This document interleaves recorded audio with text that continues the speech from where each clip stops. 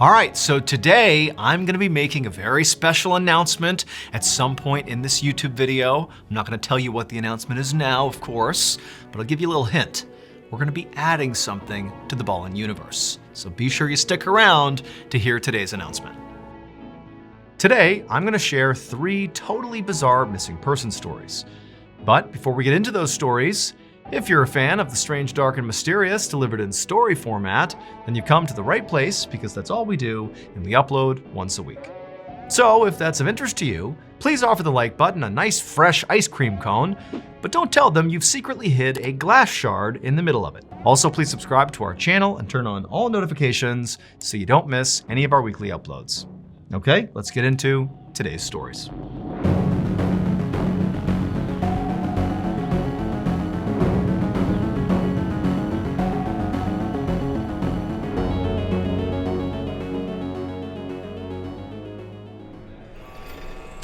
On the afternoon of October 11th, 2016, a middle-aged man named Carlos Herrera Sr. entered the visitation area of a prison in Venezuela. The room itself sort of looked like a high school cafeteria with tables and chairs everywhere for the inmates and their visitors to sit down and have their meetings. And right in front of one was one table where there was this bedraggled-looking prisoner who he was there to meet. As Juan got closer to this guy, he could see he really looked terrible, the inmate. I mean, his cheekbones were sticking out, he was sort of emaciated, he was bloodied and bruised, he had bandages on his arm. And also, as Juan moved towards this guy, he could clearly see all the guards that line the walls and the exits of this visitation area sort of squirm with discomfort, as this meeting is about to take place. And Juan had a good idea why these guards might be anxious.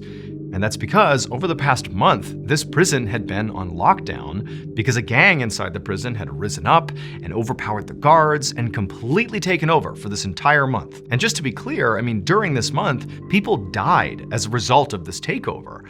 This was a horrible month for this prison, and it was only over the past couple of days that the guards were finally able to take back control. And Juan knew all this, not only because this riot was all over the news while it was going on, but also because his own son, Juan Jr., was serving time in this prison for robbery. He had been for the past year. However, Juan Sr. was not coming to visit his son right now. Instead, he was coming to visit a different prisoner, because during this riot, Juan Jr. had just disappeared. And Juan Sr., when he had found out about that, had called prison officials, other people, politicians, you name it, to try to figure out where his son went, but nobody seemed to know. And so finally, he had found this one prisoner, the guy he was meeting today, this beaten down looking guy, who had agreed to come forward and tell Juan Sr. what he knew about what happened to Juan Jr. And so Juan sat down at this table with this prisoner, and after the two of them introduced themselves, very quickly, Juan Sr. said, please, tell me what happened to my son, where is he? But this prisoner he was talking to didn't immediately get into sort of a clear story about Juan Jr. This guy began talking about a totally separate prisoner, a man named Doranhel Vargas. Vargas was notorious across Venezuela for a series of brutal murders he committed that ultimately put him in this prison. And during this recent riot at this prison, it was Vargas and his gang that rose up and took over. Vargas was in charge, effectively, of the riot. And so even though he was terrorizing people and brutalizing people and was very much responsible for the deaths of multiple inmates, he also at the same time did have to make sure that, the people he was in charge of, albeit illegally, had enough food, they had enough supplies, that they had the things they needed to survive. And so again, he's sort of dictatorial and awful, but also, ensuring people have basic resources. And so Juan Sr. is listening to this man sort of lay this out about Vargas and sort of how he was in control during this riot. And Juan Sr. is like, I just don't get it. Why are you explaining the nuances of what he was doing during the riot? And this prisoner very quickly pointed to the bandage on his arm and kind of pointed at all of his injuries that were very obvious. And he told Juan Sr. that if anybody got in the way of Vargas while he was in charge during this riot, they were basically beaten to within an inch of their lives. And again, in some cases, people were killed. This was a brutal regime. And so Juan Sr. is like, oh my goodness, is that what happened to my son? Was he beaten like you by Vargas? But at that point, the prisoner just shook his head and said no. And then he looked down and almost couldn't make eye contact with Juan Sr. And he just said, what happened to your son was much worse. The prisoner would tell Juan Sr. that at some point during the riot, his son, Juan Jr., was tapped by Vargas to help with something. Now, it's not clear if Jr. went willingly or he was coerced, but we know that basically everybody had to do what Vargas asked them to do, otherwise they would be beaten or even killed. And so ultimately, Jr. agrees to help Vargas. And the thing he was tapped to help Vargas with was distributing food to the inmates. Because remember, despite how brutal Vargas was, he was in charge of providing basic necessities to all the inmates. And because of this riot, the prison had been locked down, and so food supplies had been restricted. And so inmates are beginning to starve, there's this big food shortage. And so Jr. was told, like, hey, you need to help us provide food to these inmates. So Jr. basically agreed to do it, at which point he was informed exactly what role he was playing in finding food. Instead of going out and looking for this food, Jr. was the food. Vargas and his gang cornered Jr., beat him to death, butchered his body, and then literally fed him to the inmates. That's what happened to Juan's son. After hearing this horrific story, Juan Sr. was destroyed. And one of the first things he did is he went public and had this big press conference to tell the world about what happened to his son. But despite there being many eyewitness accounts, ultimately, the Venezuelan government denied the cannibalism and nobody was ever held accountable. Durangel Vargas remains incarcerated and he's never been charged with any crimes connected to Jr.'s disappearance.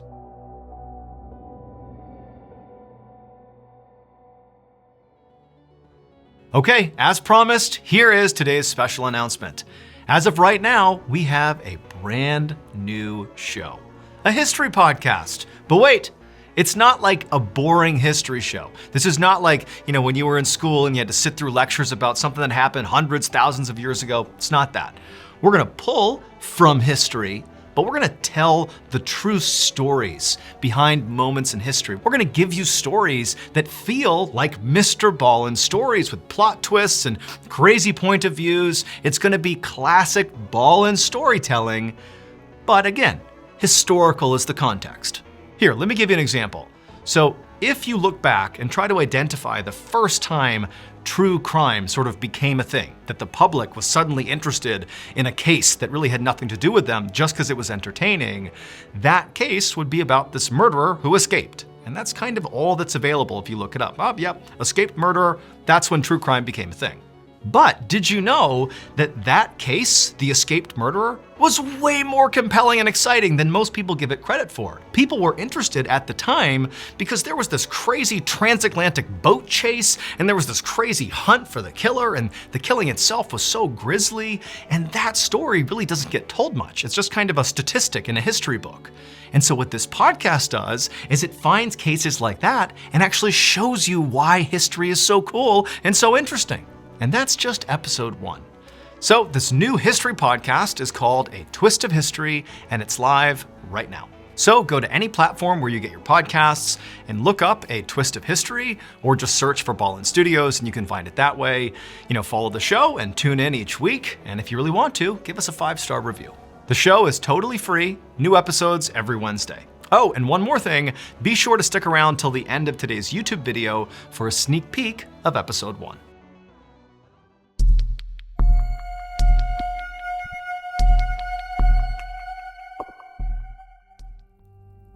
At around 8 p.m. on August 19, 1962, a 12-year-old boy named Raimundo Marfa da Silva sat near the fireplace in the main room of a shack in rural Brazil. Raimundo lived in this shack with his father Rivelino, as well as his 2 younger brothers, who were fast asleep in their beds inside of this main room, only a few feet away. Raimundo and his family were very, very poor. The shack was very small. It was only composed of 2 rooms, the main room he was in right now, and also the kitchen, which was connected by a single door.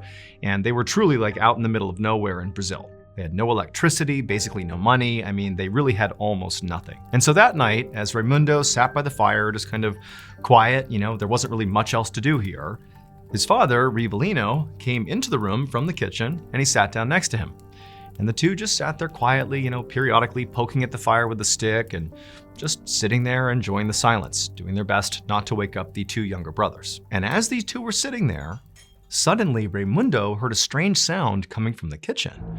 And so he turned his attention and he looked into the dark kitchen and he saw this dark figure on all fours quickly kind of maneuvering across the ground out of sight. And immediately Raimundo's terrified. He has no idea what this is. And so instinctively he turns to his dad, and his dad is also staring at the kitchen, wide-eyed, clearly having seen the same thing. And then before Raimundo could do anything, his dad jumped up and slammed the door shut, separating them from the kitchen, and locked it. And at that point, the two younger brothers, they've woken up, and all four of them are looking at each other like, what's going on? And Raimundo, he says to his dad, what was that? Now, it was clear that Rivellino was very unsettled by whatever this was. I mean, they didn't have pets. There was no other people inside of their shack. Like, there shouldn't be anything alive inside of the shack beyond them. So he doesn't know what it is. He's scared, but he tells his boys, it's okay. It's all right. I don't know what that is, but let's just stay here, we're safe. The door is locked, we're all here, we're safe. And so the boys, they all just kind of trusted their dad, and everybody just kind of hunkered down together and just sat there quietly, kind of waiting to see if they would hear anything else. And for a little while, they heard nothing. There were no more sounds coming from the kitchen. But eventually, Rivellino and his sons began to hear voices, and they were coming from outside the shack. And at first, they couldn't really tell what these voices were saying. They were kind of garbled. But eventually, they all began to hear the same thing. Whoever was out there, or whatever was out there, was talking about Rivellino. Specifically, they could hear that name. And what they were kind of saying is, if Rivellino comes out here, we're going to kill him. And the moment that all the boys sort of picked up the fact that somebody's out there and they're threatening to harm Rivellino, they're all like, Dad, what do we do? What do we do? And Rivellino, he's hearing this too, but he tells his boys, it's okay. I don't know what's going on out there, but clearly somebody is playing a cruel joke on us. This is a prank. This can't be real. And so Rivellino told his sons, their plan is they're just gonna stay put. They're in this room, they're safe, the door is locked. We are gonna wait until the sun comes up, and then we'll figure out who did this, who's playing this prank on us. And so sure enough, Rivellino and his sons would stay in their room, barely sleeping, all the way until 6 a.m. when the sun began to come up again. And at that point, Rivellino told his sons to stay put, and he was gonna go out there and investigate. And by this point, they had stopped hearing voices. There were no more sounds coming from the kitchen. It sort of felt like whatever that was, whoever that was, had passed. And so, the tension is gone, and the boys are like, okay, be careful out there, Dad. And so Rivellino, he walks over to the door that leads into the kitchen. He unlocks it, opens it up, and Raimundo, he's craning his neck, looking into the kitchen, but, he can't see anything moving around in there, even with the light coming in. And so Rivellino, he says, okay, boys, stay here. And then Rivellino goes out into the kitchen and shuts the door behind him. And while he's out there, Raimundo and his brothers, they're all listening anxiously, making sure their dad's not in trouble, but they just hear the sound of their dad just clearly walking around the kitchen. There's no commotion, there's nothing. And then a couple of minutes later, Rivellino comes back into the main room where the boys are, and he's got a knife in hand, but he tells them, it's okay, I got this from the kitchen, I'm just in case. There's nothing out here. I'm now going to go outside and just make sure nobody's outside the hut, okay? So again, stay put. I'll be right back. And so again, the boys, they're looking at their dad like, okay, we'll see you soon. Rivellino walked out again into the kitchen. He shut the door behind him, and then the boys heard the sound of the door that led outside open up. And then, presumably, Rivellino went outside. And that was the last time the boys ever spoke to their father. 6 months later, on March 10th, 1963, 5 men were out hunting in the wilderness not far from Raimundo's family's shack. And at some point, they came across this huge boulder.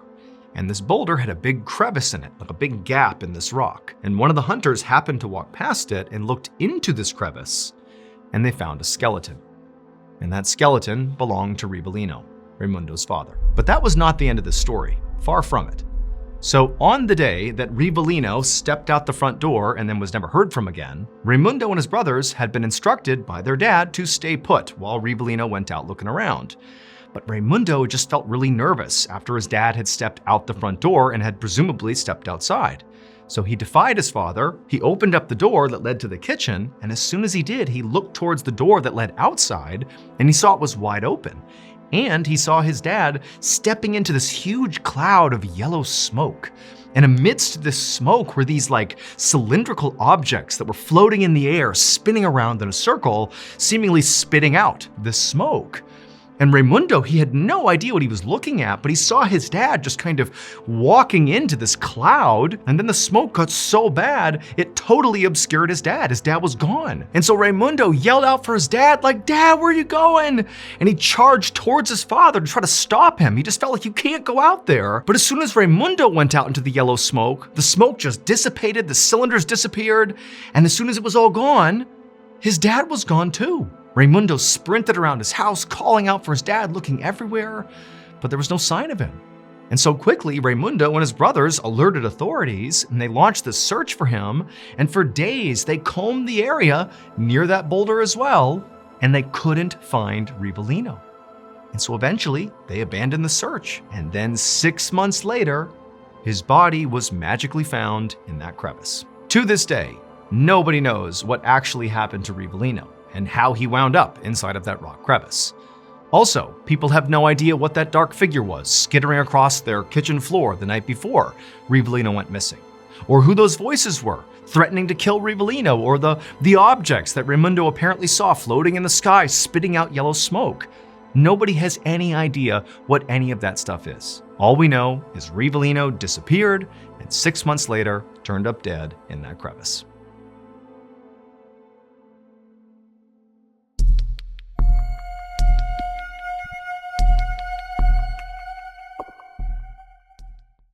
On the afternoon of June 1st, 2018, 36-year-old Luis Garcia headed into Mexico City to meet up with his older brother. The two of them were very close. They had been through a lot together. When Luis was 14 years old and his older brother was 15, their parents had gone through a really messy divorce, and during it, their father had just walked out on them and they never saw him again. And shortly after that, their mother remarried and her new husband moved in with the family, and shortly after that, their mother just vanished. And the boys, they asked their stepfather, like, where is she? Where's she gone? But the stepdad would say, I don't know, she went out on an errand and she never came back. And the boys, they were very suspicious of their stepfather because this did not feel like something their mom would do. Like, she would not abandon them. But just a couple of days after their mom disappeared, their stepfather disappeared too. And so all of a sudden, these teenage boys are just left to fend for themselves. Now, the boys would contact police, and specifically they said, like, hey, we think something happened to our mom. We think maybe our stepdad had something to do with it, but everybody's abandoned us. And the police would launch an investigation, and they would go looking for their mother, but they couldn't find her. And they couldn't find the stepfather or the biological father. And so after the police wound down their investigation, the two boys, again, they've been orphaned now, and they, learned to fend for themselves, but they never stopped looking for their mom. For nearly 2 decades, they continued to search Mexico City for their mother, and they just could never get any sort of closure. They really didn't know what happened to her. And so today, the two brothers had met up, not to go looking for their mom, but instead to meet at their childhood home. So after their mother and stepfather and their biological father had abandoned them, the two boys had lived in the childhood home on their own, fending for themselves. They had grown up there. And then eventually, when they were old enough, they had moved out and started their own adult lives on their own, but they had never sold the house. They had just kind of kept it in their possession and let it sit there.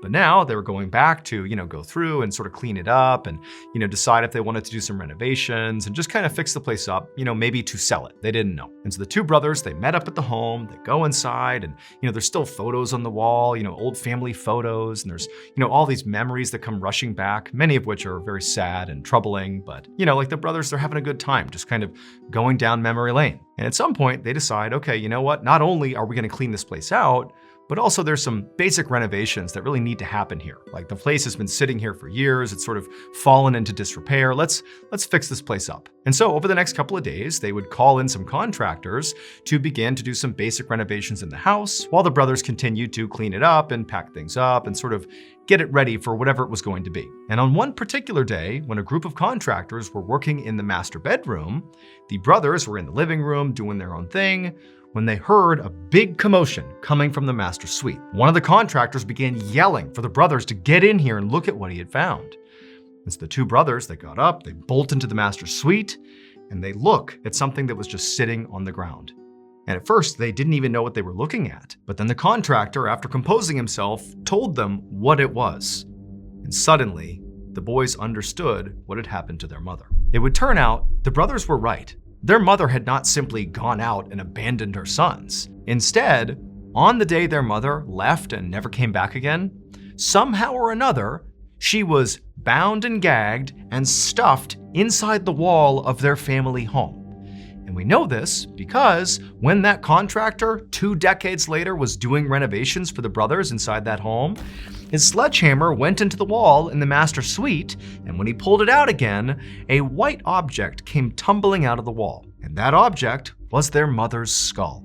And after pulling apart the wall and looking inside, they would find the rest of her skeleton clearly bound and gagged. And then perhaps most disturbingly of all is that in the wall, they would also find all these scratch marks, suggesting she was alive when she was put in there, which means she was in there desperately trying to get the attention of her sons to save her, but nobody could hear her. Following this horrific discovery, the 2 brothers went to police in Mexico City and told them what happened. And the police would come to the house, they would look all over the place and try to figure out, what happened to their mother, who killed her. But they couldn't solve it. Now, the police always did suspect that the stepfather very likely had some level of involvement here, just given the fact that he himself went missing a couple of days after the mother did. But they could never locate him, and very likely they never will, because today he'd be well over 90 years old and is very likely already dead.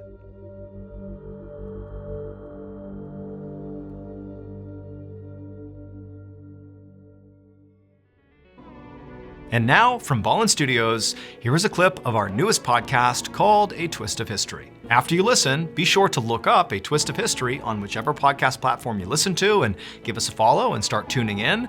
New episodes drop every Wednesday. It's July 9th, 1910 in London, England. A 16-year-old boy flies down 4 flights of stairs of a concrete office building and steps out onto Borough High Street on the south bank of the River Thames.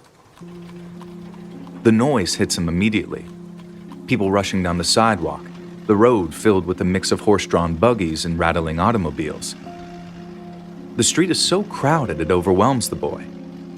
He quickly pulls his hat down further to partially cover his face and starts weaving his way through the foot traffic. He darts his eyes back and forth, convinced that someone is going to recognize him. He can feel his heartbeat all the way up in his ears. He keeps rushing and scanning the street, but nobody pays any attention to him, so the boy finally relaxes a little. He slows down to a normal walk and makes his way to the entrance of a nearby London Underground station. A few minutes later, the boy sees his father coming towards him, holding a single small suitcase. The boy greets his father, and they run down the steps together in the Underground, just in time to catch the next train. The boy watches the train doors close and the mass of passengers exiting. He looks around to make sure that he still hasn't been recognized by anyone and follows his father on board. As the train car continues to fill up, the boy and his dad lower their heads, avoiding eye contact with their fellow passengers. And finally, the train starts to roll down the underground tracks, and the boy and his father exhale. Their escape from England has begun. Thank you so much for watching. Let me know what you thought of today's episode in the comments. And remember, we have hundreds of videos for you to binge right now. But if you're looking for a recommendation from me of that one video that's worth your time, well, it's this one right here. So give it a watch. All right, until next time, see ya.